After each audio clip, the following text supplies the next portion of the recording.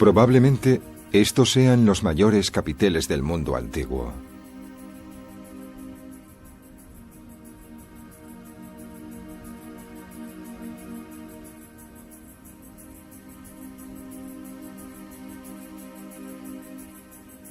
A una altura de 20 metros, aguantaban los techos del palacio más colosal de la antigüedad.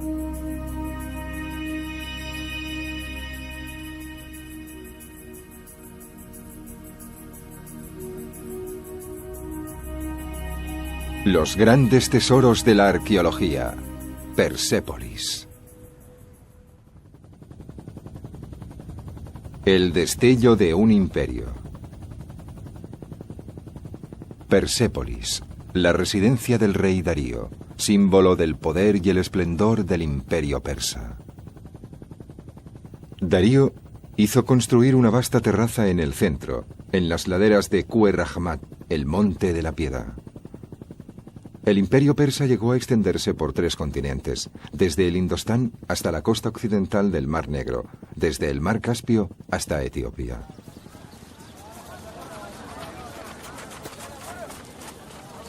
Estamos a principios de abril, 13 días después de Nuruz, el año nuevo persa. Es habitual pasar estos días fuera de casa. La meseta de Persépolis goza aún de una agradable temperatura. Más tarde se volverá insoportablemente cálida.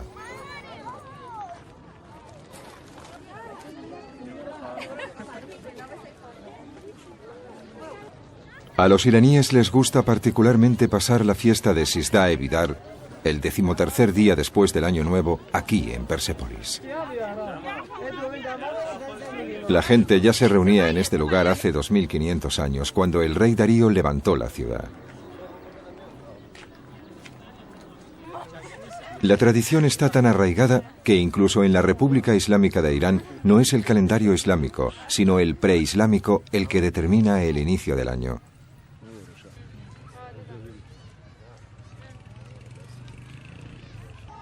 Todo aquel que puede pasa el día fuera de casa. Un espléndido picnic es el momento álgido de la fiesta, cuyos orígenes probablemente se remonten a la era aqueménida, la época en la que Darío, el rey de los persas, perteneciente a la dinastía aqueménida, ordenó construir Persépolis sobre el año 520 a.C. Persépolis es un lugar precioso, por eso todo el mundo lo visita, incluso desde el extranjero. Es un lugar muy agradable y hay unas vistas bellísimas. Es una especie de peregrinaje, especialmente durante el Sizdah-e Bidar. Todos los años venimos a Persépolis para el Sizdah-e Bidar, porque este lugar perteneció a nuestros antepasados. Visitamos este lugar para asegurarnos que nuestra memoria no desaparecerá jamás. Solo venimos aquí, el resto de las ruinas nos resultan indiferentes. Por eso no vamos.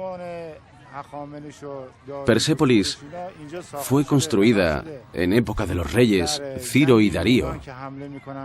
Cuando los griegos declararon la guerra a los persas, vinieron aquí y lo destruyeron todo. Centremos nuestra mirada en la historia del imperio persa y de su capital, Persépolis. El Año Nuevo y la llegada de la primavera son motivo de celebración conjunta. La primera festividad del año se lleva a cabo en este lugar. Así los visitantes pueden recrear cómo era la vida hace 2500 años.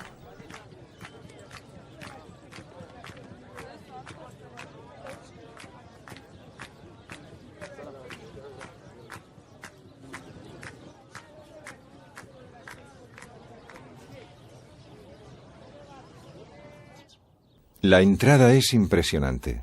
7 metros de ancho, con escaleras simétricas que llevan desde la llanura a la terraza de Persépolis, 15 metros por encima. Los escalones son bajos, posiblemente para facilitar la entrada a la terraza a los jinetes que llegaban montados a caballo. Tras un giro de 180 grados, las 2 escaleras se unen en una plataforma central ante una gran puerta.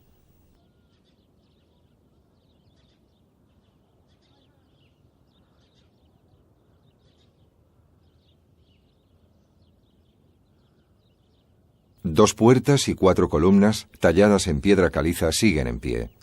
Las paredes ya no existen. Estaban hechas de ladrillos de arcilla secados al aire y no han resistido las inclemencias meteorológicas.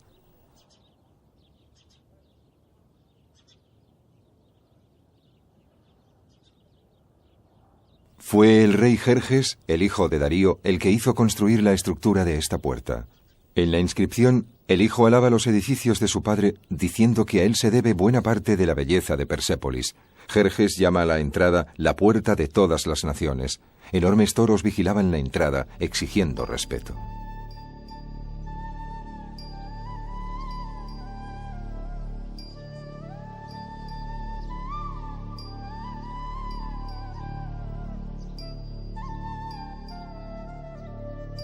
Hasta hoy, la ciencia solo había conseguido reunir plantas de la edificación, detallados dibujos y una maqueta. Fueron obra de los arqueólogos Friedrich Krefter y Erich Smith, que empezaron a excavar una Persépolis medio enterrada en 1930. Hoy podemos disfrutar de una reconstrucción digital increíblemente fidedigna, tanto arquitectónica como históricamente. El mundo antiguo tenía color, de hecho era sorprendentemente colorista. No solo Oriente Próximo, sino también la antigua Grecia. Fragmentos de pintura, descripciones realizadas por los escritores clásicos y descubrimientos de referencia nos proporcionan las pruebas. Casi todos los edificios estaban decorados con inscripciones que, a pesar de sus arcaicas expresiones, nos ofrecen una valiosa información sobre el imperio persa y su capital. Escoltando las puertas orientales encontramos criaturas aladas con cuerpo de toro y busto humano.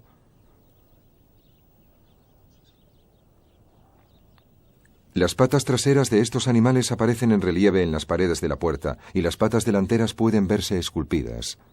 Y las cabezas están adornadas con una corona de plumas. Guardan una enorme semejanza con las figuras del arte asirio.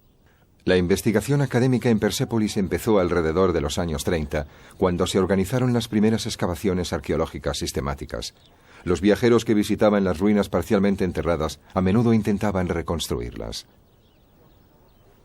El último intento del que hemos visto una parte es obra de dos arquitectos.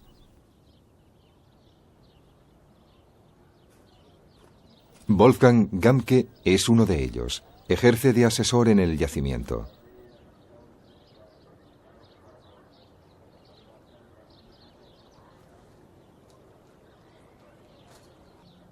Volverá a casa con varios miles de fotos.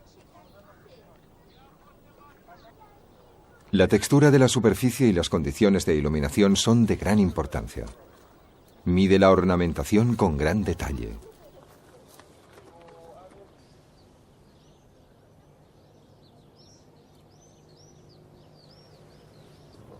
Y compara su trabajo con el realizado por el arquitecto y arqueólogo Friedrich Krefter en su reconstrucción.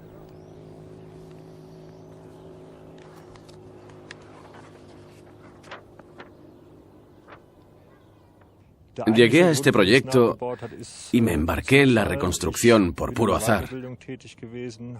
Yo trabajaba en el mundo de la docencia y no tenía ningún proyecto a la vista. Fue entonces cuando mi amigo y colega, el señor Afami, vino a verme y me sugirió hacer un proyecto juntos. Y sin pensarlo le dije que sí, sin darme cuenta de lo que conllevaría. Lo que siguió fue un montón de trabajo, pero de lo más interesante, ya que pone de relieve una historia fascinante, un marco histórico que no esperaba encontrar.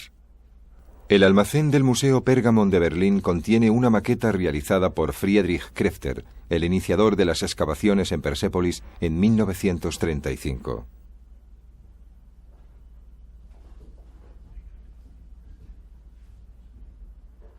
Actualmente, la maqueta de Krefter está considerada como la más fiel de las reconstrucciones, así como la única que contiene una base científica seria.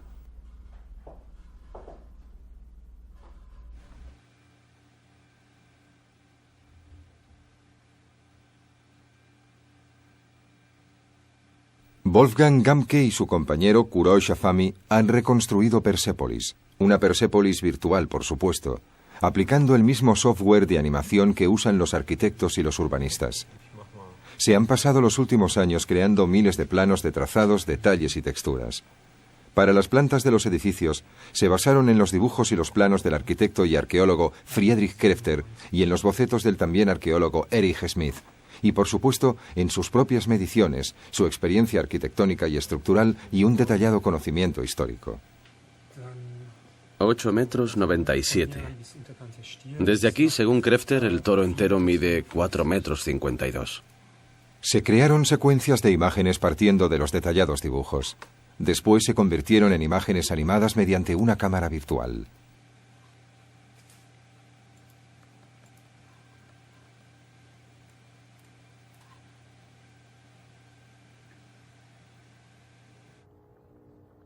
Los ejércitos de Alejandro, el rey de Macedonia, destruyeron Persépolis en el año 330 a.C., seguramente incendiándola. Aún así, las ruinas siguen siendo impresionantes.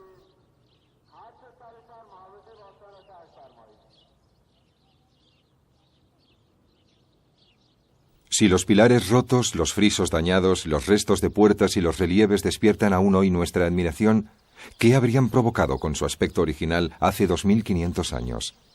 Aquí antes no había ninguna fortaleza, la erigí por voluntad de Ahura Mazda y la construí para que durase, hermosa y fuerte, como pretendía. Darío hizo cincelar esta sentencia en la pared sur, cuando levantó Persépolis en los llanos de la meseta central persa alrededor del año 520 a.C.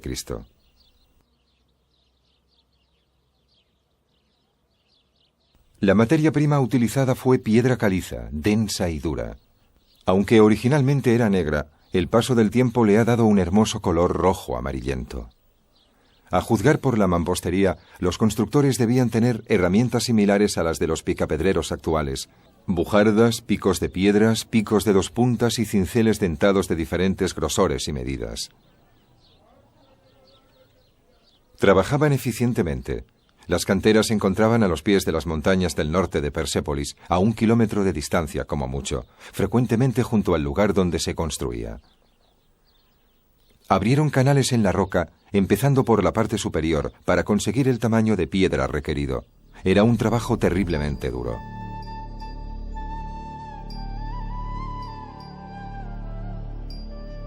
Indudablemente fue el mayor proyecto de construcción del mundo antiguo, y el rey Darío fue su impulsor en la meseta de Persépolis, en las laderas de Kue-Rahmat, en el corazón de Persia.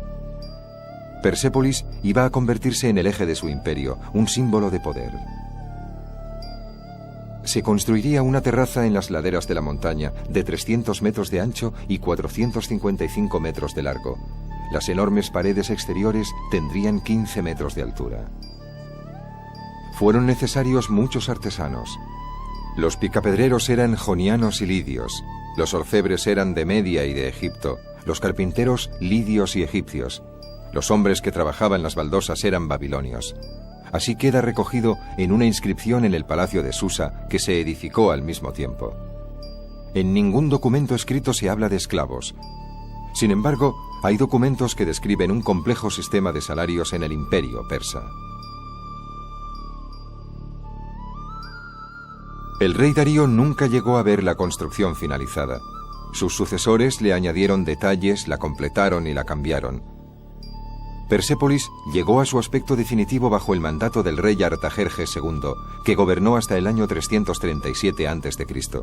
170 años después del inicio de la construcción, 7 años antes de que fuera destruida.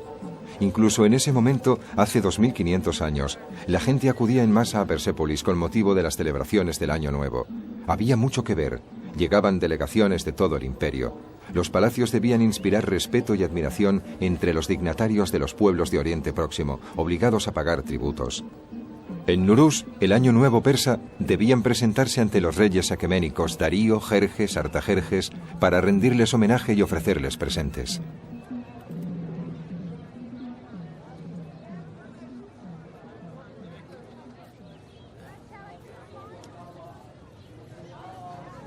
A los visitantes les interesa saber la función precisa de cada palacio en particular o el significado de un relieve o una inscripción.